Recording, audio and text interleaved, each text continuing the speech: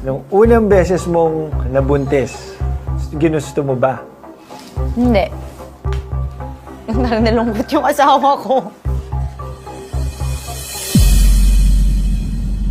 Siguro kasi, nagustuhan ko na nung... Kasi di ba nalaman ko, arte ko, Tapos yung mga after 3 weeks, hanggang sa umabot na ng magti 3 months, mga 10 weeks, 12 weeks, nagustuhan ko na. Pero kasal na kayo nun, di ba? Oo, kasal. Kasal na, pero parang ang dami ko pang naka-line up na gagawin. Pero ngayon, talagang go na all the way na. Talagang come, bebe. Nagtago ka na ba sa akin ng hinanakit mo about sa ating dalawa? Hindi. Parang lahat nasasabi niya. Oo nga. Tsaka honest siya.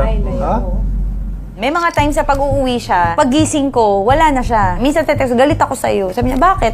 Basta galit ako sa'yo. Kasi nga, parang hindi na tayo nagsasama, mabilis ko siyang mamiss. Clingy kasi ako. Yan sa akin kasi, siya, lahat ng vlog mo, request mo, binibigay ko. Kaya ako lang, bigyan mo lang ako ng oras doon na kailangan kong gawin. Eh, minsan kasi kakalis mo pala, anong oras ka na uwi? Anong oras ka na uwi? Nalulungkot ako, naiiyak ako, mamimiss kita. Ano ba yan? Magkasama pa lang tayo. May isang beses pa, di ba, Mikey, ang OA ko? Mikey, please. Doon ako napatunay yung mahal ako ng asawa ko. Sabi niya, bakit? Hindi ko na lang kaya, hindi ko bukas umuwi. Please, maawa ka, please. Sabi niya, sige, uwi na ako bukas. Di ba?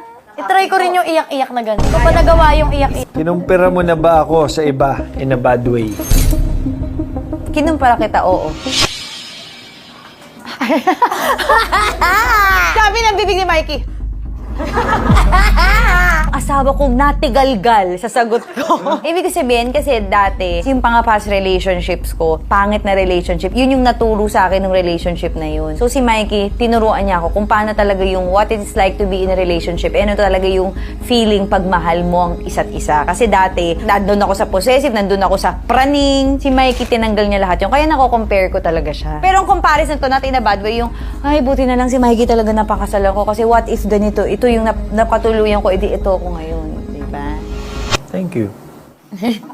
Formal? Okay, basa. Naisip mo na ba tumigil ako sa politics? Yes. Gusto mo? Sige, yun muna. Ay, para may follow up na agad, wala pang sagot. Gusto mo? Inisip ko kasi may mga times na katulad ngayon, halos 2 buwan na, nagkikita na lang tayo, week out, 1 a.m., 2 a.m., alis siya, 5 a.m.